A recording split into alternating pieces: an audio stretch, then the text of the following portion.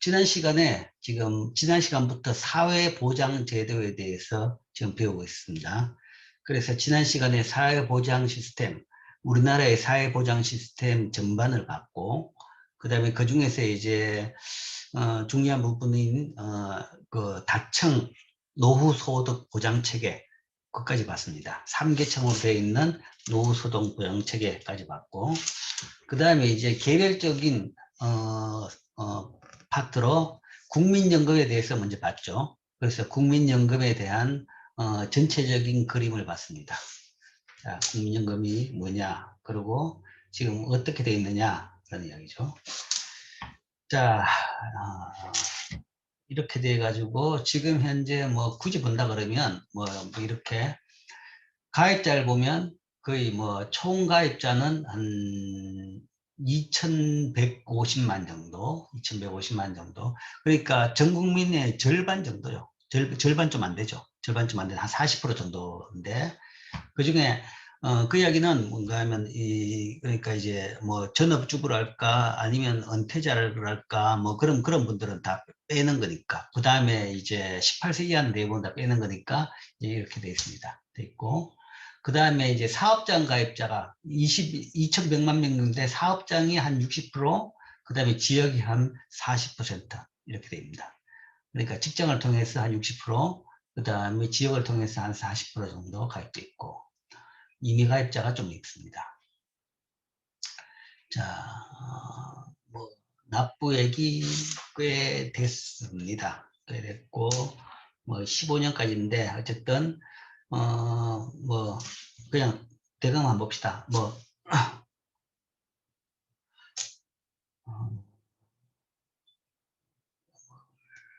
볼까?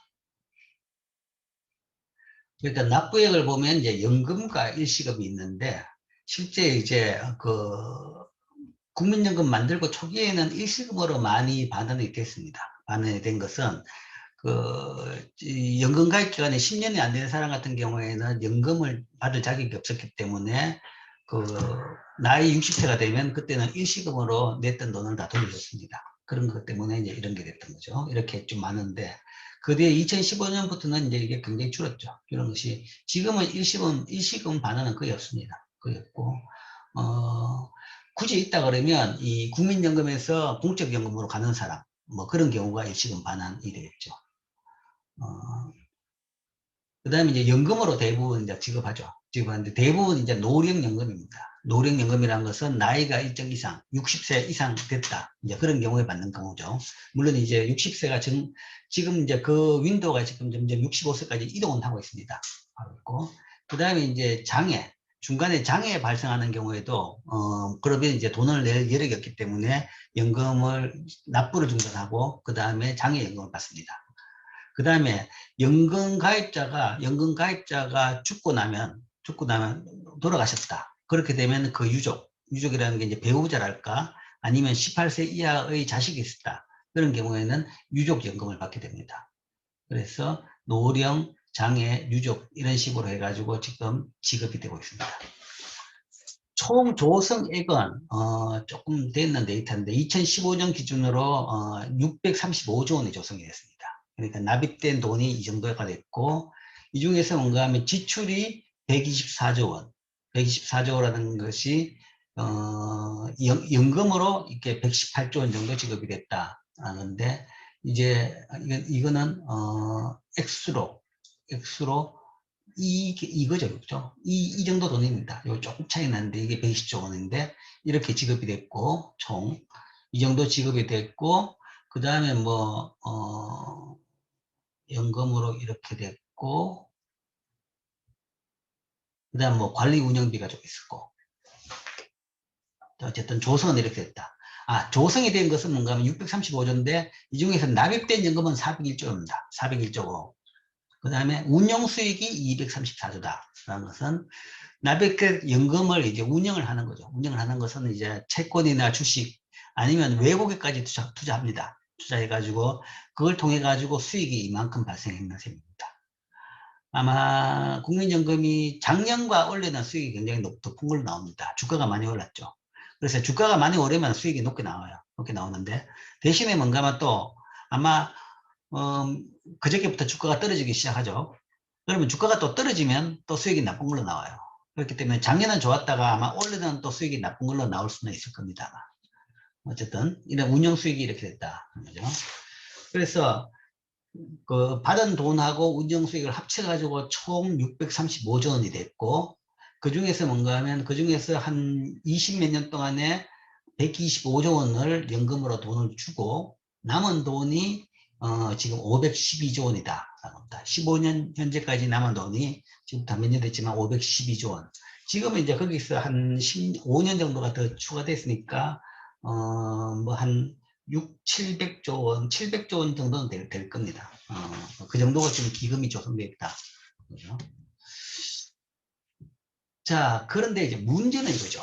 지금 현재 국민연금에 대해서 제일 큰 이슈는 이겁니다. 이슈가 두 개가 있습니다. 두 개가 있는데, 연금 적립금이 고갈된다 라는 것이 하나의 이슈고, 그 다음에 푼돈연금이다.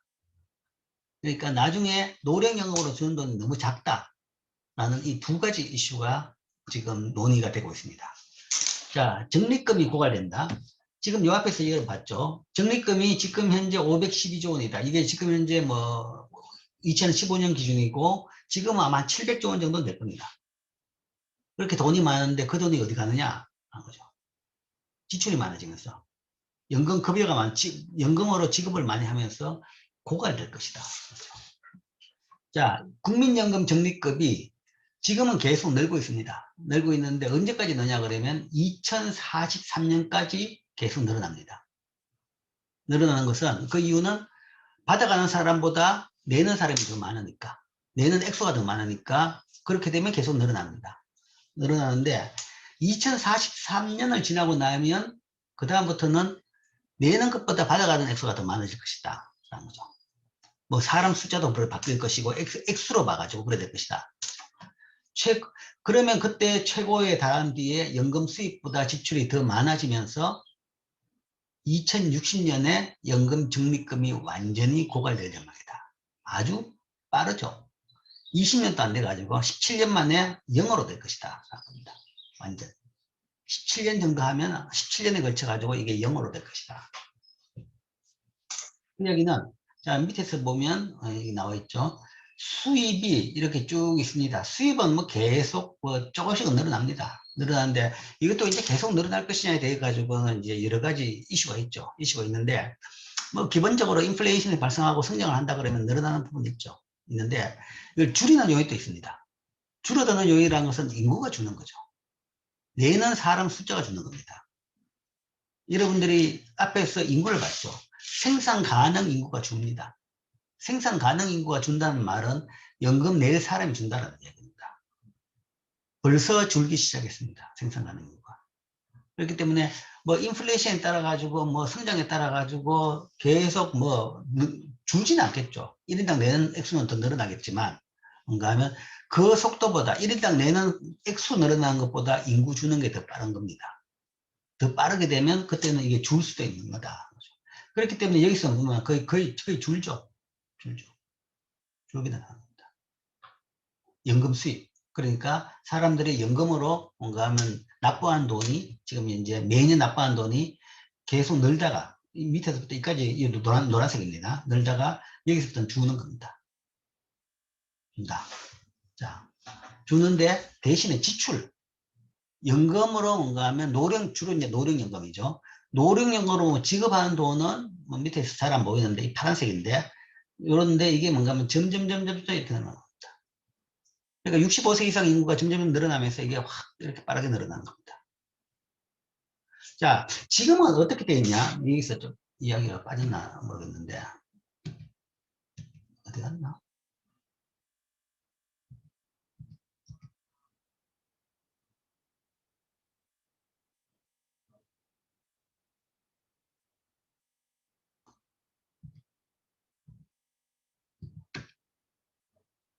자, 여기 포함 안 시켰는데 자, 지금은 어떻게 되냐 그러면 처음에 연금을 설계해 가지고 한동안은 60세부터 연금을 줬습니다. 노령연금을 줬는데 뭐 어쨌든 이런 문제가 생기고 나니까 지금은 이제 연금 지급하는 시기를 점점 뒤로 미뤘습니다. 미뤄 가지고 한꺼번에 미루면 중간에 많은 사람들이 굉장히 싫어하니까 이제 천천히 해가지고 결국은 지금 한 5년에 걸쳐가지고 65세부터 주게 됩니다. 65세. 시작점이 이제 65세로 되는 거죠. 그러면 전부 다 이제 나가는 거는 좀 줄 수는 있는데, 그러나 그 속도보다는 65세 이상 되는 사람의 숫자가 훨씬 더 빨리 늘어나는 거죠. 늘어나가지고 여러분들이 인구를 봤을 때, 인구 전에 앞에서 봤을 때, 뒤에 뭔가 하면 이 정도 되면 전체 인구에서 65세 이상 인구의 비중이 거의 절반이 됩니다. 그러니까 전 국민의 절반이 뭔가 하면 연금을 받아가는 거죠. 받아가니까 이건 이 파란색은 빠른 속도로 이렇게 넣는 겁니다. 자, 여기서 이 적립액의 피크 포인트가 뭐냐 그러면 결국은 이 두 개 교차점입니다. 이게 뭔가 하면 지출이고 이게 수입이죠. 수입보다 지출이 크면 그때부터 뭔가 하면 이게 더 이상 적립이 안 되는 거죠. 적립액이 줄기 시작하는 겁니다. 수입보다 들어오는 돈보다 나가는 게 많다 그러면 그때부터는 기금이 쌓이는 게 준다는 거죠. 전체적으로 줄게 되죠. 줄게 되는데 들어오는 돈은 오히려 줄고 나가는 것은 지속적으로 훨씬 더 늘어나는 거죠. 그러니까 이까지 갈 필요도 없습니다. 요 정도가 되니까 2060년 정도가 되니까 이게 0이 됩니다. 기금이 0이 되나. 그렇게 되면 연금을 못 주는 거죠. 자, 이게 지금 이제 국민연금이 제일 큰 이슈, 제일 큰 문제입니다. 즉 현재 시스템 내에서는 2060년이면 연금 적립금이 완전히 고갈이 된다. 그 이야기는, 자, 2060년이면 언제냐 그러면 지금보다 한 40년 뒤죠, 그죠? 아마 여러분들이 은퇴할 정도 나일 겁니다. 여러분들이 60대에 들어갔을 때. 그러니까 그러고 나가 바로 이제 아마 여러분들이 연금을 받아야 될 겁니다. 그러니까 진짜 이렇게 된다 그러면 여러분들은 직장 다닐 때 계속 연금 내다가 사실은 은퇴해가지고 연금 받으려고 그러면 연금 다 떨어졌다라는 이야기죠. 이런 문제가 생기는 겁니다. 자, 그러려고 그러면 이제 이런 문제에 대해 가지고 어떻게 해결해야 되느냐? 적립금 고갈을 막기 위해 가지고는 보험료를 올리고 매달 내는 돈을 더 받아야 되는 것이고, 그 다음에 주는 돈을 줄이는 수밖에 없는 겁니다. 방법은 그거밖에 없죠. 그 외에 다른 방법은 없습니다. 물론, 자, 그 외에 다른 방법을 굳이 이야기한다 그러면, 이런 이야기를 합니다. 부가식으로 한다라는 거죠. 부가식으로 하면 된다라고 소위 연금학자들이 이야기를 하는데, 고갈 다 되고 나면 부가식으로 하면 된다. 적립식을 쌓지 않고 매달 가입자에게 걷는 보험료로서 수령자한테 지급하면 된다. 실제 이제 부가식으로 운영하는 나라들도 꽤 있긴 합니다. 꽤 있긴 한데, 처음부터 연금을 부가식으로 운영하는 나라들이 있어요. 그러니까 연금이라는 것은 뭔가 하면 젊은 세대한테 돈을 걷어가지고 노인들 그냥 부양하는 걸로 이제 그런 식으로 운영하는 거죠. 처음부터 그렇게 했다 그러면 그것도 가능은 할 겁니다. 할 건데, 자, 이제 문제는, 부가식을 하더라도 문제는, 현재 시스템을 그대로 간다 그러면 국민연금 보험료율이 현재 9%지만 노인 비중이 2070년부터 30대로 높아지고 2100년에는 54%, 절반 이상의 노인입니다. 이 절반 이상 노인들한테 그걸 주려고 그러면 소득의 절반 이상을 보험료를 납부해야 됩니다. 소득의 절반 이상을. 그러니까 현재 뭔가 하면 우리나라를 본다 그러면 담세율이 어느 정도가 하면 소득의 한 15% 정도로 세금을 냅니다. 세금으로 내고 그 다음에 이제 국민연금과 건강보험으로서 소득의 한 7, 8% 정도를 또 세금으로 또 냅니다. 그렇기 때문에 담세율, 세금은 15%밖에 안 되지만 이 공적 부담금까지 합한다 그러면 거의 한 24%, 5% 정도 됩니다. 그런데 여기서 뭔가 하면 이때 만약에 K예제 유보식으로 한다 그러면 얼마나 내야 되냐 그러면 세금은 그대로 내야 되는 거죠. 있는 건데 국민연금으로 뭔가 하면 각자 소득의 절반 이상을 내야 되는 거죠. 그러니까 이게 말이 안 된다는 이야기죠. 말이 그냥 계산도 안 하고 그냥 뭔가 이런 방법이 있다고 방법만 이야기하는 겁니다. 실제 계산적으로 뭔가 말이 안 맞는다는 얘기죠. 이 액수 조달 자체가. 그러니까 그렇다 그러면 그때 젊은 사람들이 자기 소득 절반 이상을 국민연금으로 내겠냐는 얘기죠. 결코 안 될 거라는 얘기입니다. 그렇기 때문에 이거는 뭔가 뭐 그렇다면 방법은 그거밖에 없죠. 덜 받는 수밖에 없는 겁니다. 덜 받고. 그 다음에 결국은 뭔가 하면 이때 보험 수령자는 젊은 시절 보험료를 납부했죠. 여러분 같은 경우에 젊은 시절 때 직장 다닐 때 보험료를 다 냈는데 뭔가 받을 때 되니까 돈이 다 떨어졌다. 그러면 이는 이전 세대에 의해 가지고 고갈된 겁니다. 그러니까 여러분들이 직장 다닐 때 내는 거는 그전 세대한테 다 써버리고 나가지고 그 다음부터는 젊은 세대들한테 다 전적으로 의지해야 되는데 젊은 세대의 숫자는 얼마 안 되는 거죠. 그러면 이제 유지가 불가능한 거다. 그러니까 이런 식의 이게 이제 완전히 호도하는 그런 주장인 거죠. 페이에즈 유고식으로는 운영이 안 되는 겁니다. 이제. 그러니까 페이에즈 유고식으로 간다, 부가식으로 간다 그러면 여기 계산 나와 있습니다. 나왔는데 현재 수명을 가정했을 경우, 그러니까 뭐 유지한다고 했을 경우고 합계 출산율이 1.28%, 1.28명이라 그러면 뭐 예를 들어서 소득의 34%를 세금을 내야 됩니다. 국민연금은 세금 이후에 34%를 국민연금을 내야 되는 거죠. 그러면 아마 전체 소득에 세금 포함한다 그러면 전체 소득의 한 55% 정도를 세금 및 국민연금 등등 부과금으로 내야 되는 것이고, 만약에 수명이 더 연장되고 된다 그러면 이게 54%까지 올라가는 거죠. 그 다음에 이때 이제 합계 출산율이 1.28로 가정했는 경우고, 지금 현재 합계 출산율이 얼마냐 그러면 1%가 안 됩니다. 1%가 깨졌습니다. 그 이야기는 젊은 층 사람 숫자가 더 줄 것이다라는 거죠. 그렇게 되면 이거는 더 높아지는 겁니다. 그러니까 전혀 계산이 안 되는 숫자다. 이야기예요. 그렇기 때문에 이런 페이에즈 유고식이라는 것은 이게 우리나라에는 적용할 수 없는 경우다. 그러니까 이제 지난주인가 뭐 국민연금 뭐 관련 연구소 뭐 그 담당자가 나와가지고 뭐 연금고가 이야기하는데 뭐 그런 이야기 하느냐, 대신에 딴 방법으로 해결하자 라면서 경제 성장률을 높이고 그 다음에 이 출산율을 높이는 걸로 해결해야 된다 하는 거죠. 그러면 해결되지 않느냐. 물론 이제 경제 성장률을 높이고 출산율을 높이는 방법이 있으면 좋겠죠. 좋은데 이게 그렇게 그분이 그런 방법이 있으면 좋은 방법이 있으면 되겠는데 뭐 아직 그런 방법은 잘 안 보이네요. 어쨌든 현재 시스템은, 현재 연금 제도는 그냥 파국으로 갈 수밖에 없는 정도가 되는 겁니다. 그 다음에 그 파국이라는 것은 갈수록 비용이 높아지는 겁니다. 빨리 고쳐야지. 빨리 고쳐라는 것은 결국은 이거죠. 연금 보험료를 빨리 인상하고 지급액을 줄여야 된답니다. 그러니까 줄여가지고 기금을 덜 고갈시켜야지, 덜 줄여야지, 주는 속도를 빨리 가능한 한 늦춰야지. 계속 저걸 다 빼먹기 시작하면 결국은 뭔가 하면 더 빨리 고갈된다. 지금 현재 이 고갈 시점이 60년으로 지금 예측이 되고 있는데 이것도 지금 몇 년 전에 예측한 겁니다. 2013년 재정축에 들어가고 지금 예측해 보면 이거보다 훨씬 더 빠르게 나옵니다. 그게 이제 문제란 거죠.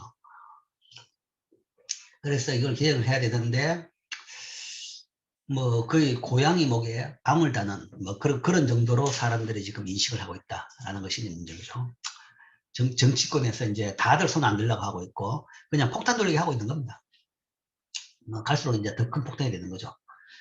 유일한 방법은 그겁니다. 지금 나름대로 아는 일인데, 자, 이 고갈의 문제가 왜 발생하느냐 그러면 낸 것보다 더 많이 받아서 그래요. 낸 것보다 더 많이 받아서 그렇다는 거죠. 유일한 방법은 낸 만큼 받도록 하는 겁니다. 그 수밖에 방법이 없는 거죠. 그렇게 되면 고갈이 없는 겁니다. 딱 낸 만큼, 낸 돈에다가 뭔가 하면 그거에 비례해가지고 운영 수익만큼 더해가지고 그 연금으로 주면 되는 거죠. 그 이야기는 받아가는 게 많이 줄게 되겠죠. 줄게 되겠지만 유지 가능하게 하려고 그러면 유일한 방법은 그거밖에 없습니다. 그거밖에 없다는 거죠. 그리고 이제 필요하다 그러면 그 매달 내는 보험료를 어느 정도 인상을 할 필요는 있겠죠. 또 뭐 내는 사람들이 감당할 수 있는 수준으로는 수준 내에서 어느 정도 올릴 수는 있겠죠. 올릴 수 있는데 제일 중요한 것은 지급액을 줄이는 것. 뭐 지난 시간도 이야기했지만 이런 문제 있어가지고 뭔가 하면 항상 연금을 운영한 쪽에서 뭐 내는 것보다 더 많이 받는다 광고하는 것은 그건 진짜 안 좋은 방향으로 운영하고 있다는 이야기입니다. 그런 걸 만드는 건 뭔가 하면 점점 고갈을 더 빠르게 만드는 겁니다. 지금 이야기하는 것이 그 이미 가입자를 점점 더 많이 만들어 가지고 뭔가 하면 자기들의 실적을 냈다라는 건데, 그거는 이미 가입자들이 더 가입을 많이 적극적으로 하는 이유는 내는 것보다 더 많이 주기 때문에 하는 겁니다. 그 이야기는 이미 가입자한테 지금 이제 책정되어 있는 게 뭔가 하면 뭐 기존 사람들이 돈을 더 내도록 만드는 걸 되는 거죠. 액수를 조정해야 되는 겁니다. 그 다음에 뭔가 지금 추납제도라는 것을 또 새로 만들어 하고 있는데, 뭐 연금 들다가 뭔가 하면 뭐 어떻게든 사정이 있어가지고 더 못 낸 사람들, 한동안 못 낸 사람들, 그런 사람들도 지금 그 못 낸 기간에 대해 가지고 일시금으로 돈을 내면 받아줍니다. 받아주는데, 물론 무한정 받아줬다가 지금은 맥시멈으로 10년만 받아주는데, 뭐 다들 지금 추납을 냅니다. 추납을 내는 이유가 뭔가 하면 그걸 내면 내는 것보다 나중에 받는 게 더 많으니까 추납을 내는 거죠. 물론 이제 노후를 위해 가지고 국민연금이 기능을 해야 되죠. 기능을 해야 한다 그러면 내는 만큼 받아가도록 액수를 만들어야지, 내는 것보다 많이 만들어 놓은 게 많으면 많을수록 이 고갈 시기는 더 빨라지는 겁니다. 더 빨라지면 그 비용은 누가 되냐는 거죠. 그게 이제 제일 큰 문제, 고갈의 문제. 결국은 가능한 한 빨리 이 인상, 그 다음에 지급의 감소, 이걸 해야 되는 겁니다. 그 다음에 이제 또 하나 하는 것이 이거죠. 지급액을 줄이는 방법 중에서 개인별로 주는 액수를 줄이는 것도 있지만, 그 다음에 이 지급 시기를 늦추는 게 하나의 방법입니다. 지금 다른 나라에서 이제 그런 걸 많이 하고 있습니다. 선진국에서는. 그러니까 점점 고령화된 나라에서는 65세가 아니라 이걸 더 뒤로 미루는 그런 작업을 하고 있습니다. 일본 같은 경우에 그걸 67세, 68세, 아마 나중에 여러분 되면 아마 연금은 70세부터 받을 수 있을 겁니다. 65세부터 뭐 안 줄 거예요. 뭐 전반적으로 그렇게 가는 추세입니다. 뭐 따져본다 그러면 옛날에 60세부터 줬다 그러면 그 옛날 예를 들어 한 20년 전에 60세는 여러분들 나이 70대보다 70대가 훨씬 더 건강이 좋을 겁니다. 그렇기 때문에 이제 주는 시기를 늦추는 것이 또 하나의 지급액을 줄이는 방법이고, 지금 전 세계 다른 나라들은 그런 식으로 가고 있습니다. 그리고 그렇게 갈 가능성이 크죠. 대신에 이제 그렇게 가려 그러면 결국은 같이 가야 되는 것은 정년 시기가 뒤로 미루어져야 됩니다. 그러니까 더 정년이, 그러니까 더 건강해졌다 그러면 결국은 더 오랫동안 일을 해야 되는 겁니다. 결국은 이 파국의 원인 자체가 뭔가 하면 그 수명이 낮을 때, 그러니까 은퇴하고 한 10년 정도 연금 받는다라고 생각해가지고 설계를 했는데, 설계하고 난 뒤에 보니까 뭔가 하면 은퇴하고 난 뒤에 연금을 한 30년씩 받게 된다. 그래서 문제가 되는 거죠. 그럼 그 기간을 줄이는 것은 뭔가 하면 액수를 줄이는 것도 있고, 은퇴하고 난 뒤에 받는 기간을 줄이는 것은 은퇴 시기를 뒤로 미루는 게 또 하나의 방법인 겁니다. 그래서 아마 여러분 세대는 분명히 아마 은퇴 시기가 뭐 60세도 아니고 65세도 아니고 아마 70세 정도가 될 겁니다. 그리고 이제 그렇게 되도록 강제를 만드는 것이 뭔가 하면 국민연금 주는 것도 아마 70세부터 주게 될 가능성이 클 겁니다. 물론 이제 지금 당장에 하려고 그러면 그거는 이제 청년 실업 문제하고 굉장히 이제 문제가 같이 생기죠. 그러니까 그건 천천히, 어차피 뭔가 하면 전체적으로 인구가 줄면서 청년 실업 문제는 또 다른 차원의 문제입니다. 다른 차원의 문제이기 때문에 청년의 실업 일자리를 손 안 대는 내에서 임금 피크제랄까, 아니면 좀 나이가 많아지면 전체적으로 임금을 낮추면서 뭔가 하면 계속 더 고용을 하도록 만드는 거죠. 그게 아마 노인 복지도 더 낫습니다. 그러니까 물론 이제 굉장히 힘들게 일하는 사람은 좀 쉬고는 싶겠지만, 대신에 뭔가 하면 뭐 그러나 일할 수 있는 체력도 있고 뭐 시간도 있는 사람 같은 경우에는 뭔가 하면 뭐 한 70세까지 일하고 싶은 사람도 많은 거죠. 그래서 그런 사람들 용어로 뭔가 하면 더 일할 수 있는, 그러니까 대신에 뭔가 하면 청년 일자리에 해가 안 가는 수준 내에서 일할 수 있는 그런 환경을 또 만들어야 되겠죠. 그런 것들이 같이 다 문제, 정년 문제하고 그런 것들이 다 같이 움직이면서 이 문제들이 다 이제 고쳐져야 되는 거죠. 그렇기 때문에 정치권에서 쓸데없는 정치 싸움을 할 게 아니라 이런 것이 지금 제일 큰 문제입니다. 이게 진짜 우리나라 미래의 삶에, 우리나라 진짜 국민들의 민생 문제에 가지고 제일 큰 문제가 이겁니다. 그 다음에 또 하나의 이제 이슈가 이거죠. 아까도 이야기했지만 두 번째가 이 푼돈이다. 낮은 소득 대출이다. 라는 거죠.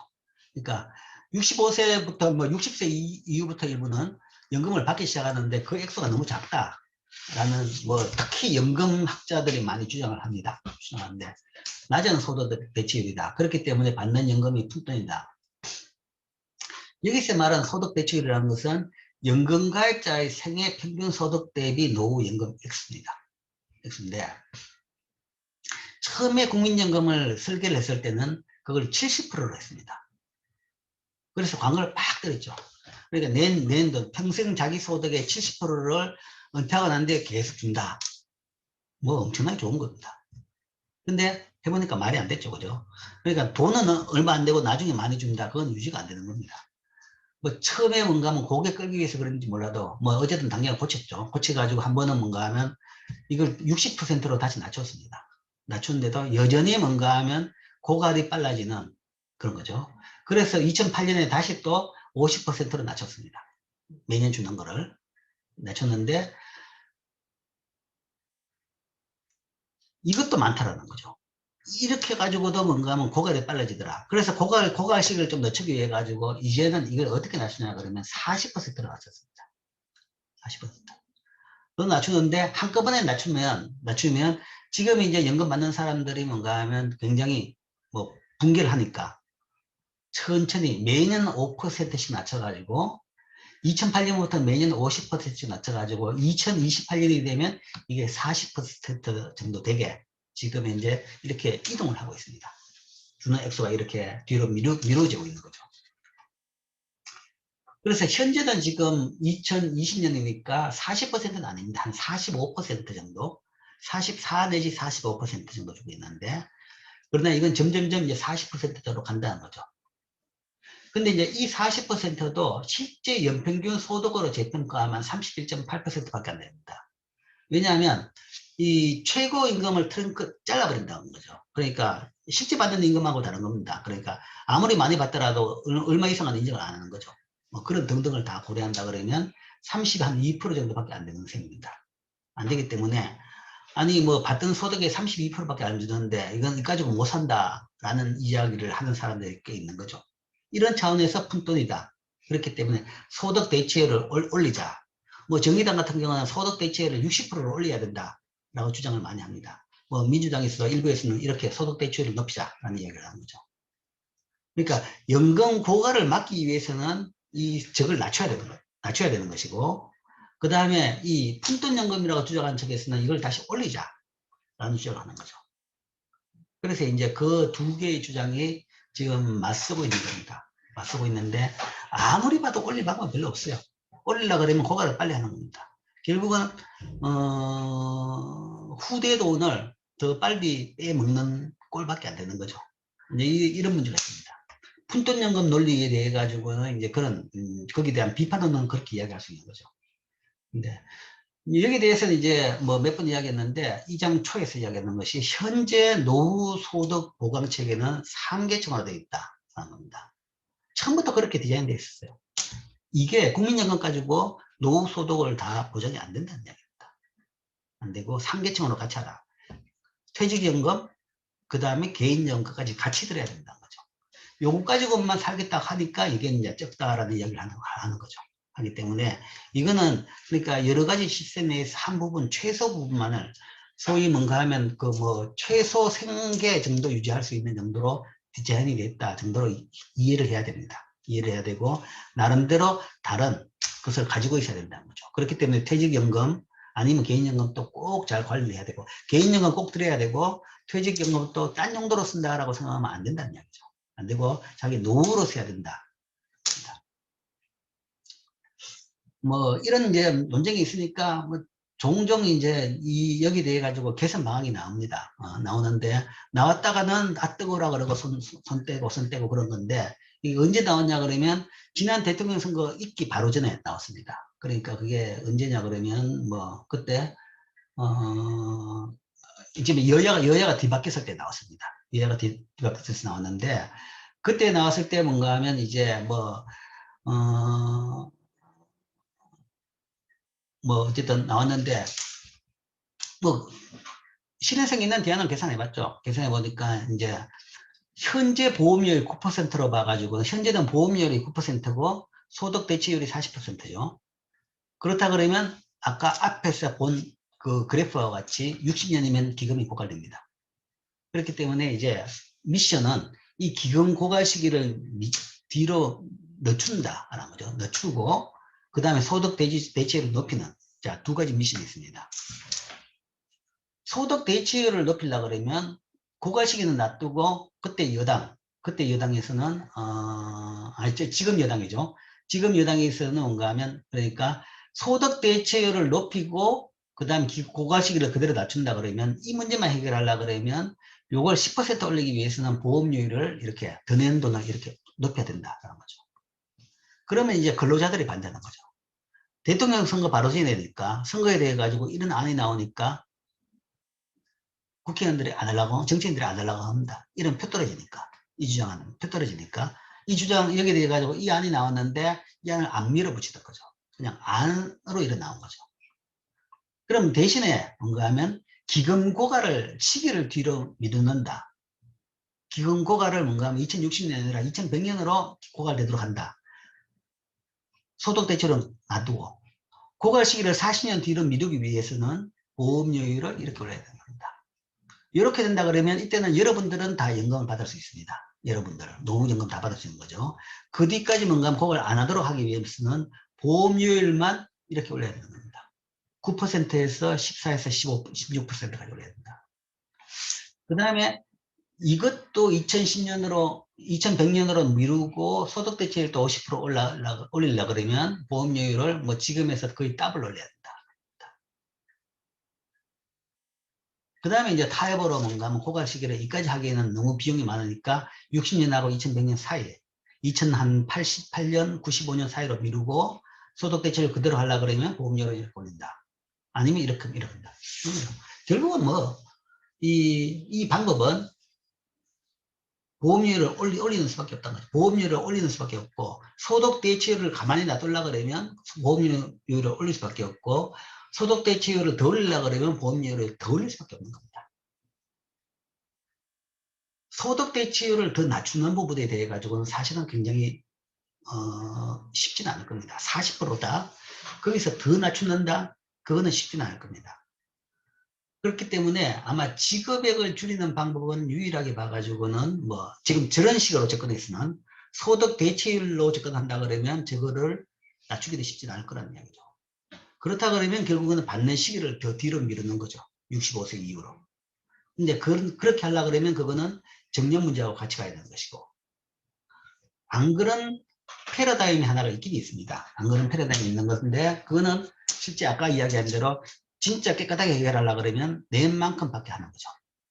각자 낸 돈을 다 계산해 가지고 낸 만큼 밖에 한다. 뭐 그러면 뭐 문제는 해결되는 거죠. 거기다가 그때마다 정부에 뭔가 하면 어느 정도 세금 징수 여력이 있다 그러면 세금으로 추가로 얼마 더 준다라는 거죠. 그러니까 지금 현재 뭔가 하면 이런 식의 그 디자인을, 그 제도를 디자인했다는 것은 사실은 이 제도에서 뭔가 내가 부담을 해야 되는데 이 선택에서 말을 할 수 없는 사람한테 부담을 지우는 거죠. 그러니까 후대 세대, 선거권에 있는 후대 세대한테 그냥 부담을 지우는 겁니다. 무슨 권리로? 그러니까 예를 들어 가지고 후대 세대한테 어떤 재산을 줘도 모자라는데, 자식들한테 재산을 줘도 모자라는데 자식들한테 빚을 떠넘기는 꼴이죠. 그렇기 때문에 이거는 이제 바람직하지 않다라고 보는 거죠. 그래서 가능한 한 빨리 고쳐야 되는 겁니다. 고치는데 다 인기가 없는 정책이니까 정치인들이 뭐 소신이 없다 그러면 그냥 인기 없는 건 안 하려고 그러죠. 그러다 보니까 이게 점점점 더 큰 문제가 되고 있습니다. 자, 이게 지금 현재 우리나라의 가장 큰, 진짜 가장 큰 문제입니다.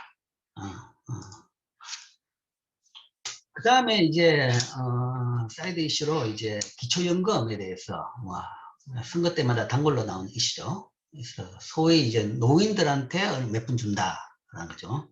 근데 이제 뭐 간단하게 이야기하면 전에도, 지난 시간도 이야기했는데, 이게 원래 이 제도를 만든 것은 국민연금 사각지대에 노인들이 꽤 있더라. 국민연금이 뭐 오래 안 됐으니까 거기에 해당 안 되는 노인들이 많이 있더라라는 거죠. 이 국민연금이 다 이제 정착이 되고 나면 이제 그건 없어지는 거죠. 없어지기 때문에 이제 한시적으로 국민연금이 전체적으로 다 퍼지기 전까지는 뭔가 하면 그 사각지대에 있는 분들한테 이걸 주겠다라고 해가 만든 겁니다. 만든 건데, 그래서 이제 어떻게 되느냐 그러면 국민연금을 받게 되면 뭔가 하면 이걸 안 받고 국민연금 안 받는 사람을 준 거죠. 그리고 국민연금이 이제 그 나오면 뭐 덜 줄 거죠. 그러니까 이제 거기에 대해 가지고 나온 것이 국민연금 받는다고 왜 깎냐라는 이제 비판이 나오는 거죠. 뭐 그러다 보니까 이제 그 논리에 섞이면서 뭔가 하면 그냥 다 주자가 되는 겁니다.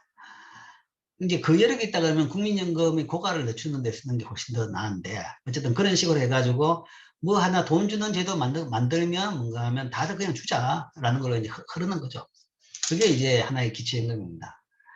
그때 이제 복지부 장관부터 뭐 그런 식으로 뭐 계속 주장을 하면서 뭔가 하면 이 논의가 굉장히 이제 이렇게 됐어.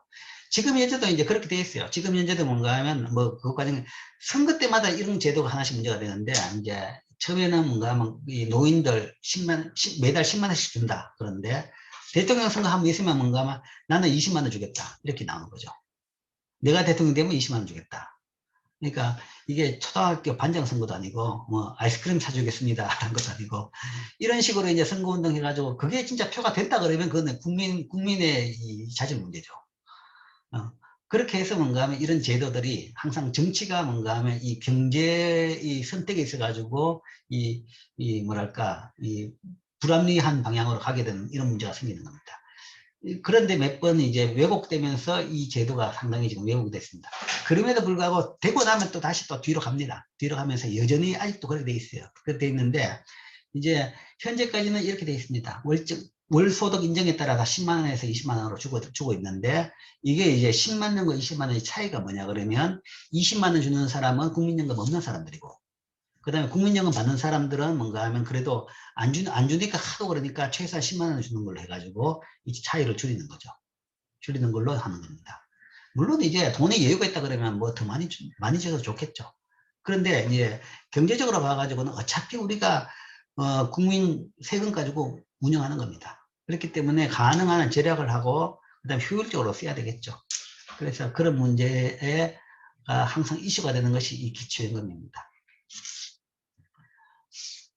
그 다음에 이제 있는 것이 이제 이런 개인연금과 퇴직연금, 주택연금입니다. 개인연금과 퇴직연금에 대해 가지고는 이미 여러분들한테 이야기했죠. 이야기하는 그 내용인데 조금 더 이제 상세하게 이야기하겠습니다. 상세하게 이야기인데, 그러니까 여러분들이 취업하면 월급 첫 달 월급 나올 때 꼭 이거부터 들어라 하는 것이 개인연금입니다. 노후를 위해서. 자, 개인연금이라는 것은 가입자가 사적으로 일시납이나 적립식으로 금융기관에 예금 또는 투자를 해서 이를 재원으로 55세 이후부터 연금식으로 받게 되는 겁니다. 그렇기 때문에 오래 살게 되고 노후 생계에 문제가 있을 것 같으니까 거기서 하나의 좀 보강을 하라는 차원에서 국가에서 만들어준 제도입니다. 뭐 그러면 뭐 개인이 알아서 예금 들면 되는 거지 왜 국가에서 이런 걸 따로 만드냐 그러면, 대신에 국가에서 뭔가 이걸 장려하기 위해 가지고 개인연금에 대해 가지고 어느 정도 혜택을 주는 거죠. 그래서 이걸 가입을 권장하기 위해서 연말 정산 시 400만 원까지 세액 공제 혜택을 주고 있습니다. 그래서 이게 이제 납입액에 대해가 400만 원에 대해서 400만 원 다는 아닌데, 거기다가 소득 수지에 따라 가지고 몇 퍼센트만큼, 연말정산이라는 것은 월급 받는 사람들이 근로소득세를 내는데 그 세금에서 일부를 깎아주는 거죠. 깎아줌으로써 뭔가 하면 이걸 장려하는 겁니다. 그게 이제 개인연금제도입니다. 물론 이제 이게 몇 번 변했는데, 2000년대 전에는 개인연금저축이라는 게 있었는데 지금 이건 없어지고 연금저축으로 바뀌었고, 그 다음에 이게 연금저축 계좌라고 해가지고 바뀌었는데, 지금은 이제 이걸 뭐 드는 것은 자유입니다. 그러니까 기관에 대해서 은행에서 들어도 되고 보험으로 들어도 되고 아니면 증권사에서도 들어도 됩니다. 그런 식으로 이제 어떤 기관에서든지 은행이나 자산운용사, 보험회사에서 어디든지 들어도 됩니다. 그리고 동일하게 혜택은 동일합니다. 액수에 대해 비례해가지고 이만큼 혜택을 줘가지고 이걸 장기로 들어서 나중에 뭔가 하면 나중에 이제 55세 이후에 그 적립액을 이제 받게 되는, 그래서 노후소득 보강 차원에서 드는 겁니다. 그래서 이제 좀 차이는 있습니다. 차이는 있기 때문에 뭐 굳이 이게 어떤 게 더 좋다라고 볼 수는 없습니다. 때때마다 다르니까요. 예를 들어 가지고 주식시장이 좋을 때는 자산운용사에서 운영하는 실적이 좋은 걸로 나옵니다. 근데 그건 한때 그렇고 또 좀 몇 년 지나가다가 시장이 나빠지면 또 이 실적이 나빠지는 거죠. 그리고 이제 은행의 드는 것은 사실은 이자율이 굉장히 낮아요. 굉장히 낮고 수익률이 굉장히 낮게 나옵니다. 왜냐하면 지금 현재 언제 어떤 때하고 비교해서도 저금리 상태죠. 그래서 은행에 든 것은 거의 은행 금리 수준 정도다. 물론 채권으로 운영하는데 대부분 뭔가 은행 금리에서 크게 차이가 안 납니다. 그렇기 때문에 지금 일로 든 사람 같은 경우는 수익이 굉장히 낮다라고 하는 거죠. 낮다는 거고. 뭐 보험도 있는데 뭐 이것도 이 보험은 비용이 상대적으로 높다라는 그런 부분은 있습니다. 어쨌든. 근데 이제 장점은 보험의 장점은 이겁니다. 종신이 가능합니다. 종신이 가능한데 이 다른 것은 뭔가 하면 확정기간입니다. 확정기간이라는 것은 나중에 55세부터 이제 적립금을 받는데 그걸 얼마 동안 받을 것이냐라는 거죠. 그러니까 연금식으로 내가 죽을 때까지 받고 싶다. 그런 선택은 은행에서는 없습니다. 은행에서는 자기가 연수를 결정해야 됩니다. 5년 내에 다 받을 수도 있고 10년 내에 받을 수 있고 아니면 20년 내에 30년 내에 자기가 그 결정을 하는 거죠. 그래서 그런 데 비해 가지고 보험은 그냥 종신이 가능하다라는 이야기죠. 그래서 그런 차이는 있습니다. 그래서 그런 걸 봐가지고 여러분들이 뭐 자기한테 맞는 것을 선택해 가지고 꼭 이거는 들기 바랍니다. 그 다음에 이제 퇴직연금이라는 것이 있는데 이제 퇴직금입니다. 퇴직금인데 옛날에는 그냥 퇴직금으로 줬죠. 퇴직금으로. 그러니까 퇴직할 때 퇴직금으로 이제 목돈을 받습니다. 받는데 그게 이제 왜 연금으로 바뀌었냐 그러면 98년 금융위기 때문에 연금으로 바뀌었습니다. 왜냐하면 과거 퇴직금은 사내에 적립되었기 때문에 기업 도산에 따라 가지고 퇴직금이 고갈되는 경우가 있더라. 뭐 이걸 잘 몰랐는데 뭐 아주 조그만 기업들이 도산하면서 그런 경우가 종종 있었는데 잘 표가 안 나니까 잘 몰랐죠. 그러다가 이제 98년 금융위기가 발생하면서 대기업부터 시작해서 은행부터 대기업까지 많은 기업들이 도산했습니다. 근데 도산을 해가지고 했는데 그러니까 뭐 그 도산한 기업에서 있는 그 근로자들은 다 그냥 일자리가 없어진 거죠. 그런데 문제는 퇴직금까지 없어진 겁니다. 도산한 기업이 돈이 없으니까 도산을 했는데 퇴직금 줄 돈이 없는 거죠. 그러니까 이게 문제구나 라는 걸 깨닫게 된 거죠. 퇴직금을 그냥 기업들은 보통 그전에는 그냥 뭐 매년 예산 짤 때 퇴직금을 그냥 짜놓습니다. 짜놓고만 가면 예상되는 보통 사람 숫자에 따라 가지고 그 정도 퇴직금을 지급했던 거죠. 그래서 그날 그에 뭔가 하면 그 비용으로 생각했던 건데 그러면 망한 회사 같은 경우 돈 없으면 퇴직금이 다 못 주는 겁니다. 그래서 더 이상 퇴직금을 회사에 남겨서는 안 되겠다라는 겁니다. 회사 도산하면 그 돈이 없어지니까. 그래서 그 문제가 제기됐고, 그 다음에 또 하나, 98년 금융위기 때 이제 그 퇴직금에 손을 댄 경우가 꽤 있었어요. 자, 이게 이제 왜 그러냐 그러면, 98년 금융위기 때 이제 뭐 엄청난 실업이 많이 발생하고 사람들이 뭐 그 소득, 뭐 월급도 깎이고 뭐 자발적으로 깎았죠, 자발적으로. 뭐 공장이 문을 닫냐 안 닫냐 하는 거니까, 하니까 뭔가 하면, 뭐 월급이라도 깎아가 비용 줄이면 그래도 겨우 안 닫게 되겠구나 싶으니까 뭐 그때는 합의를 하는 거죠. 이제 그래가지고 다들 겨우 살기가 힘들어지니까 이제 생각하는 것이 자, 여윳돈이 어디 좀 없냐 찾아보니까 퇴직금이 있구나라는 생각을 했는 거죠. 퇴직금. 그래서 그전에는 뭔가 하면 퇴직금은 퇴직할 때 받는 거지 중간에 손을 못 댔죠. 당연히. 퇴직할 때 받는 건데. 그래서 이제 국가에서 생각하는 것이 국가 생각에는 뭔가 하면 소위 재정으로 돈을 많이 좀 풀어가지고 이제 사람들한테 좀 경제를 회복시키고 사람들 고통을 좀 덜어주고 싶은데 그 와중에는 뭔가 하면 세금도 안 거치기 때문에 돈을 줄 돈도 없는 거죠. 그러니까 민간에 있는 돈을 좀 쓰라라고 했는데 쓸 돈을 찾다 보니까 퇴직금이 눈에 보이는 거죠. 그래서 퇴직금 중간정산 제도를 그때 98년, 99년에 만들었습니다. 그래서 원하면 퇴직금을 중간에 좀 쓸 수 있도록 만드는 거죠. 그러니까 그 사유 자체를 뭐 주택구입, 자기가 살 집을 사거나 아니면 긴급한 생계 그 특별한 그런 뭐 사유가 발생했다. 그런 경우에는 회사한테 퇴직금을 중간에 정산해달라. 뭐 회사마다 다르지만 한 절반 정도는 정산해달라. 라는 요구를 할 수 있는 제도를 만들었습니다. 그렇게 만들고 나니까 그때 이제 많은 사람들이 퇴직금을 중간 정산하게 된 거죠. 그래서 많은 사람들이 이때 퇴직금 중간 정산해가지고 집을 샀어요. 집을 샀는데 왜냐하면 야 이때가 집 살 찬스다라고 생각하는 거죠.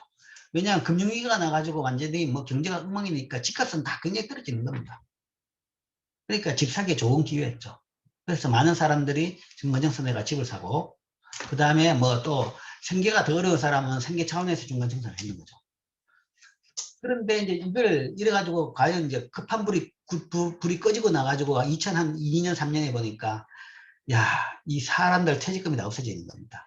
소위 노소득보험 체제에서 뭔가 하면 사회계층 중에서 한 계층이 굉장히 또 하나가 부실하게 돼 있던 겁니다. 그렇기 때문에 이거는 비상시라서 할 수 없이 그랬는데 지금은 그 뒤에 다시 또 이 중간정산에 대해 가지고 규정을 굉장히 엄격하게 만들었습니다. 그렇다고 달랑 다시 없애기는 그렇고 대신에 할 수 있긴 하는데 굉장히 엄격하게 잘 못하게 지금 다시 만들었죠. 그래서 노후용어로만 쓰라라는 겁니다. 그러면서 뭔가 하면 이 기업 도산에 따라 가지고 고갈 위험을 없애기 위해 가지고 매년 퇴직금만큼을 기업이 그 돈을 회사 밖으로 빼도록 만들었습니다. 즉 금융기관에 맡기고 만드는 거죠. 그게 퇴직연금 제도입니다. 즉 퇴직연금은 이 같은 고갈이나 중간정산 위험을 없애기 위해서 2005년 12월부터 회사가 금융기관에 매년 해당 금액의 퇴직금을 적립하면 금융기관이 매년 해당 금액을 적립하도록 만드는 겁니다. 그러니까 회사가 자기가 안 가지고 있고 금융기관이 가지고 있도록 한다는 거죠. 그러면 회사가 부도나더라도 그 돈은 살아나는 겁니다. 그래서 그 적립된 돈을 근로자가 55세 이후에 연금 또는 일시금으로 받도록 한 제도입니다. 받는 거는 이제 연금으로 받을 수도 있고 아니면 옛날식으로 일시금으로도 받을 수 있도록 그렇게 새로 제도를 만든 것이 퇴직연금입니다. 자, 그런데 이제 여기에 조금 알아야 될 이제 디테일한 이제 전문적인 지식들인데 두 개가 있는데 이 종류가 두 가지가 있습니다. 퇴직연금은. 퇴직연금을 이제 다른 나라 선진국의 예를 보고 그때 도입을 했는데 선진국을 보니까 확정급여형이 있고 DB형이 있고 확정기여형 두 개 있었습니다. 그래서 이제 두 개의 제도가 있는데 그 두 개 중에서는 이제 뭘 선택하느냐는 근로자가 선택하라라는 거죠. 근데 개별 근로자가 개인별로 선택하는 것은 너무 관리 비용이 비싸니까 근로자 전체 과반수 의견으로 선택하라. 그러니까 노조에서 선택해가지고 둘 중에 하나만 선택하라라는 거죠. 그러면 선택하면 선택한 대로 기업들은 그런 식으로 운영을 하는 겁니다. 그래서 이거는 이제 근로자 과반수 이상을 동의로 확정급여형이냐 확정기여형 두 개를 선택할 수 있습니다. 그래서 회사별로 이 둘 중에 하나를 선택하죠. 그러면 DB와 DC의 차이는 뭐냐? DB형은 확정급여형인데 이거는 이제 기존의 퇴직금하고 거의 비슷합니다. 기존의 퇴직금은 어떻게 줬냐 그러면 보통 퇴직하는 해 그때 그 이전 1년 평균 급여 1년 평균 월급 있죠. 그죠? 그 월급에다가 월급을 월액으로 보고 그 다음에 퇴직했는 연수를 곱합니다. 그래서 20년 있다가 퇴직했다 그러면 20개월치의 월급을 주는 거죠. 20개월치의 월급을 퇴직금으로 주는 겁니다. 30년 있다가 퇴직하면 30개월치의 월급을 주는 거죠. 근데 그 월급은 평생 평균의 월급이 아니라 보통 이제 재직기간에 뭔가 마지막 1년의 평균. 그렇다면 상당히 높은 편이죠. 그죠? 그것에 20개월 내지 20개월치 또는 30개월치를 그렇게 주는 겁니다. 즉, 그와 마찬가지로 확정급여형도 근로자가 퇴직할 때 받는 퇴직급여와 근무기간과 평균 임금에 의해서 사전적으로 확정되는 겁니다. 그렇기 때문에 이 경우에도 뭔가 하면 기존 퇴직과 마찬가지로 그러니까 퇴직 시 과거 1년 동안 평균 월급에다가 그 다음에 보통 이런 식으로 합니다. 그러니까 연수 곱해가지고 주는 걸로 돼 있죠. 주는 걸로 이렇게 해가지고 주는 거다. 그런데 이제 거기에 대해가 줄 만큼 액수만큼을 매년 뭔가 하면 이 은행에다가 돈을 빼놔라 하는 거죠. 그리고 그 액수에 대해 가지고 그 액수가 되도록 하는 것은 회사가 운영 책임을 지는 겁니다. 운영 책임지고 매년 정산해 가지고 그 액수 안 되면 돈을 더 회사가 은행에 내도록 납부하도록 해 가지고 이렇게 운영하는 거죠. 이게 이제 확정급여. 받는 돈이 딱 고정되는 겁니다. 받는 돈이 딱 고정이 되는 거죠. 옛날 퇴직금하고 마찬가지로 받는 돈이 딱 고정되죠. 물론 이제 그 액수가 전체 액수가 고정되고 그걸 뭔가 하면 일시불로 받느냐 연금으로 받느냐 하는 것은 그거는 이제 금융기관하고 퇴직자하고의 문제이기 때문에 둘이서 합의해 가지고 개인이 결정하면 됩니다. 그런 것이고. 그 다음에 이제 새로 나온 것이 상당히 새로운 거죠. 확정기회형입니다. 이거는 회사에서 1년마다 근로자의 퇴직금을 산정해 가지고 근로자 개인 퇴직연금 통장에 집어넣습니다. 개인별로. 집어넣게 되면 그 근로자가 알아서 투자한다는 거죠. 그러니까 이거는 뭔가 하면 나중에 받는 액수에 대해 가지고는 근로자가 책임을 지는 겁니다.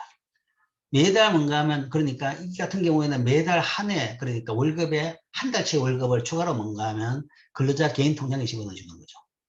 근로자가 지정한 그 금융기관 통장에 집어넣고 물론 이제 그거는 이제 개인 퇴직연금 DC형 통장이 따로 있습니다.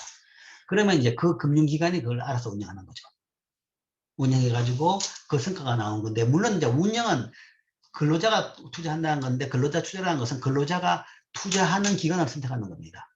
그래서 그걸 주식형으로 하든 아니면 뭐 채권형으로 하든 뭐 알아서 뭔가 하면 그 금융기관에서 하는 대로 하는 거죠. 그것을 근로자가 선택을 하는 거죠. 그렇게 되면 투자 성과가 좋으면 이 DB형보다 훨씬 좋은 많은 액수를 받을 수 있는 거죠. 뭐 여러분 생각에 뭔가 하면 예를 들어 가지고 이거는 마지막 해 평균 월급에 따라 가지고 주는데 이건 마지막 해가 아니라 그해 평균 월급을 주기 때문에 처음에 적립하는 액수가 적다라고 생각하지만 대신에 뭔가 하면 적립해놓고 그게 오랫동안 가는 겁니다. 한번 해놓고 뭔가 하면 그게 20년 재직한다 그러면 처음에 들어가는 것은 거기다가 20년 동안 투자 성과가 더해지는 거죠. 그러면 그 투자 성과가 높을 것이냐 아니면 20년 동안 내 월급 오르는 것이 높을 것이냐 이 차이 문제죠. 투자 성과가 월급 오르는 것보다 높다 그러면 나중에 이게 더 많은 돈을 받을 수가 있는 겁니다. 즉 이거는 적립금 운영과 관련된 위험은 근로자가 부담하고 운영 성과에 따라 가지고 연금 수령액이 더 많아질 수도 있고 더 적어질 수도 있는 겁니다. 그래서 이 두 개 중에서 이거는 근로자가 선택을 하게 되어 있습니다. 근로자 과반수의 의견에 따라서 선택을 되는데 현재 보면 우리나라 근로자들은 대부분 좀 보수적인 것 같아요. 그래서 한 80%가 DB형을 선택하고 있는 겁니다. 80% 넘더라고요. 85% 이상이 DB형이고 DC형은 적다는 거죠. 근데 이제 지금까지 성과를 봐가지고는 DC형은 성과가 굉장히 낮았죠. 낮기 때문에 그런데 아마 올해쯤 보면 뭔가 하면 갑자기 DC형 성과가 굉장히 좋은 걸로 나올 겁니다. DC형은 뭔가 하면 또 이제 주식에 들어간 것은 올해 성과가 좋은 거죠. 올해까지는. 그러나 이제 올해 말 되면 또 달라지겠죠. 이자율이 또 오른다 보면 또 달라집니다. 뭐 그런 부분은 있어요. 그런데 어쨌든 두 가지 형태가 있습니다. 그래서 이거 둘 중에 하나가 여러분들이 가입하게 될 겁니다. 이 개인연금, 퇴직연금에 대해서는 이미 앞에서 얘기했고, 그 다음 세 번째, 여기 추가된 것이 주택연금입니다. 뭐 여러분들은 직접 관련이 없기 때문에 잘 모르겠지만 혹시 여러분 집에서 이 부모님이 여기다 고민하신 분이 계실지도 모르겠죠. 이거는 이제 집을 담보로 대출을 받는 영모기지론입니다. 그래서 대출금을 연금처럼 매달 나눠 가지고 지급해 주는 건데, 자 이것도 이제 제3의 아니면 제4의 노후소득 보강 체계로 나온 겁니다. 자, 이제 은퇴해가지고 나이 든 분들이 많은데 돈이 없더라라는 거죠. 돈이 없어가지고 생계가 곤란한데 대신에 그럼 어떻게 해결할 것이냐 고민을 하다 보니까 대신에 집은 하나, 멀쩡한 집이 있더라라는 거죠. 멀쩡한 집은 하나 있는데 소득이 없어가지고 뭐 국민연금도 없는 사람도 있고 어떻게 소득이 없어가지고 생계가 곤란하더라라는 거죠. 그러면 이제 그 집을 활용해가지고 소득을 보강해주자라고 나온 것이 주택연금입니다. 자, 뭐 사는 집인데 뭐 집을 팔아가지고 줄 수는 없는 거죠. 집은 살아야 되니까. 집을 팔면 이제 생기던 더 문제되는 것이고 대신에 뭔가 하면 집을 안 팔고 있으면서 살면서 뭔가 하면 그 집 가치만큼을 평생 쓸 수 있도록 해주는 거죠. 그게 이제 주택연금입니다. 즉 집을 담보로 대출을 주는데 이 집담보대출이라는 것이 모기지입니다. 모기지인데 이제 영모기지죠. 집담보로 대출을 받는데 그 대출을 뭔가 하면 그 매달 뭔가 하면 이자로 받는 겁니다. 이자로. 그러니까 여기라는 것은 뭔가 하면 일반적으로 모기지는 주택담보대출은 주택담보로가 큰 돈을 받는 거죠. 집 살 돈을 매덕 돈으로 대출 받아가지고 그 집을 사는 겁니다.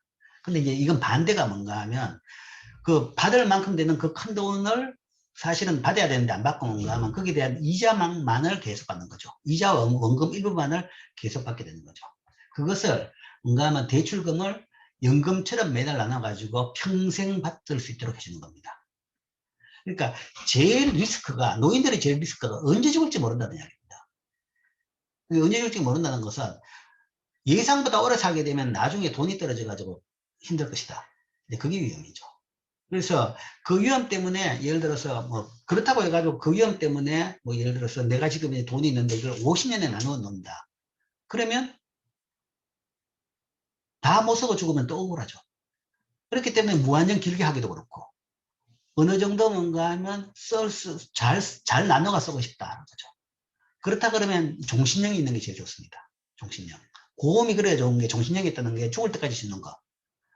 이런 거죠. 물론 이제 거기서 얼마나 오래 살 것이냐의 그 위험. 그런 종신형에서 단점이라는 것은 빨리 죽게 되면 내가 내 거 못 받는다라는 그 위험이 있는 거죠. 그런 위험이 있는 대신에 예상보다, 평균보다 오래 산다 그러면 내가 더 많이 받는 겁니다. 그런 이제 덕이 되는 거죠. 근데 이제 그 위험은 보험회사가 지는 거죠. 그러니까 사람들의 평균 이 수명, 그 다음에 거기에 따라 가지고 사람들 차이에 따라 가지고 그 위험을 보험회사가 드는 것이 이제 보험이고, 그 다음에 그와 비슷하게 뭔가 하면 이 주택으로 영모기준을 해주는 것은 사실은 은행입니다. 그런데 은행이 사실은 그런 기능은 없어요. 그건 못하는데 대신에 국가가 그 부분에 대해 가지고 어느 정도 보조를 해줌으로써 이런 상품을 만든 겁니다. 그래서 집 하나만 있는데 대신에 소득은 없다. 그런 사람들은 집을 소위 담보로 평생 뭔가 하면 이 연금 형식으로 돈을 받을 수 있도록 만든 것이 주택연금입니다. 또한 이제 주택 가격이 하락했다는 위험. 이렇게 되면 이제 은행은 만약에 그런 식으로 주택연금을 주게 되면 주택연금으로 나중에 이제 두 분 다 돌아가시면 그 집을 이제 인수하게 되는 거죠. 인수하게 되는데 그렇게 상품을 팔게 되면 은행이 받게 되는 또 다른 위험은 뭐 이 나이 위험도 있지만 또 다른 위험은 주택 가격이 하락입니다. 지금은 주택 가격이 좋아가지고 연도 많이 주겠다 했는데 나중에 뭔가 하면 주택 가격이 굉장히 떨어지면 그때 은행은 그것 때문에 엄청난 손실이 발생할 수 있는 거죠. 그럼 그 위험은 어떻게 할 것이냐. 근데 그 위험이 상당합니다. 상당한 것이. 지금은 뭐 부동산 가격이 올라가지고 굉장히 사회적인 문제가 되고 있지만 결국은 떨어집니다. 결국은. 제일 큰 요인이 뭔가 하면 인구 문제죠. 이를 봤죠. 그죠? 우리나라 인구가 줍니다. 인구가 절반으로 주면 집 반은 빈집입니다. 지금 반은 빈집이라는 거죠. 뭐 일부 뭔가 하면 지금 1인 가구가 지금 많이 늘었는데 1인 가구보다 지금 이제 늘 만큼 늘었어요. 더 이상 늘 가능성이 없는 거죠. 그렇기 때문에 결국은 뭔가 하면 인구가 줄면 주택 수요는 줄어들고 그러면 주택 가격은 떨어집니다. 뭐 일본의 예가 지금 아주 적나라한 거죠. 일본은 주택 가격이 20년 동안 하나도 안 올라요. 계속 떨어집니다. 그래서 일본에서는 뭔가 하면 지금 이제 항상 TV에서 이 토론 프로그램에서 나오는 단골 주제가 은퇴한 노인이 살 집을 살 것이냐 아니면 월세로 살 것이냐 그 논쟁을 많이 한다고 그러더라고요. 집을 살 것이냐 아니면 월세로 살 것이냐. 근데 대부분 은퇴한 노인도 월세로 산다고 합니다. 왜냐하면 집을 사게 되면 문제가 집값이 떨어지는 리스크가 있다는 거죠. 그것보다는 월세가 낫다는 이야기입니다. 우리는 당연히 월세보다는 전세고 전세보다는 사는 게 낫다. 그럼 집값이 오를 건데 집값이 오를 기대를 하기 때문에 그렇게 이야기하는 것이고 집값이 떨어질 기대한다 그러면 아무도 집을 안 살라고 합니다. 한번 기대가 바뀌어버리면 그때부터는 집값은 개집값이 떨어집니다. 그리고 이제 시계의 문제죠. 시계의 문제가 어차피 제일 큰 요인은 인구입니다. 인구가 준다 그러면 안 떨어질 수가 없는 거죠. 그러니까 이 주택연금을 디자인할 때 제일 큰 문제가 금융기관들이 다 손을 든 이유가 장기적으로 집값 떨어질 건 밖에 없는데 그때 그 책임 누가 질 것이냐 하는 거죠. 그래서 그 부분에 대해 가지고 정부가 어느 정도 부담을 해주기로 해가지고 처음 정한 그런 연금액이 평생 종신형 또는 뭐 원하는 사람이 있다 그러면 확정형으로 연수를 정해가지고 뭔가 나눠줄 수 있도록 했는 것이 이제 주택연금입니다. 그래서 나중에 이제 그 연금을 금융기관이 은행이 주는 대신에 뭔가 하면 나중에 그 집을 인수하게 되는 그런 식이 주택연금이고 현재 자격 요건은 60세 이상, 60세 이상. 그러니까 젊은 사람한테 주기는 그렇고 노인 소득보장책이니까 60세 이상 국민연금 대상이죠, 그죠? 그 다음에 이게 뭐 고소득자한테 이런 걸로 해가지고 뭐 줄 이유는 없는 거죠. 그렇기 때문에 비싼 집은 말고 시가 9억 이하. 그 다음에 1주택자에 대해서 집이 2개 있으면 하나 팔아가 해결하면 되지. 뭐 이런 걸 줄 필요도 없는 거죠. 어느 정도 국가의 보조가 들어가니까 그런 사람을 대상으로만 지금 이런 주택연금을 운영하고 있습니다. 그래서 이것도 또 하나의 노후소득 보강책이죠. 물론 이제 이 부분에 있어 가지고 이제 가족 간에 좀 논란이 되긴 하죠. 그러니까 부모 돌아가시면 저 집 내한테 올 것이다 라고 생각하는 자식들이 있었는데 부모가 이제 주택연금 들라 그러면 반대하는 경우는 있다고 합니다. 있다고 하는데 이제 그 문제는 같이 그러면 이제 자식이 뭔가 하면 부모 생계비를 댄다든지 이제 그런 걸 해야 되겠죠. 어쨌든 그런 문제가 있는데 실제적으로 이제 뭐 그런 차원에서 딴 방법이 없는 경우에 이런 식으로 주택연금으로 이제 노후를 하시는 그런 이제 노년층도 있죠. 지금 요거는 이걸 좀 더 완화하자라는 주장은 있습니다. 시가 9억 이하 그러니까 뭐 최근에 집값이 워낙 많이 오르니까 서울 같은 경우에는 뭔가 하면 9억 이하 그러면 아주 뭐 이 극소수가 되고 있다. 그래서 좀 더 완화하자.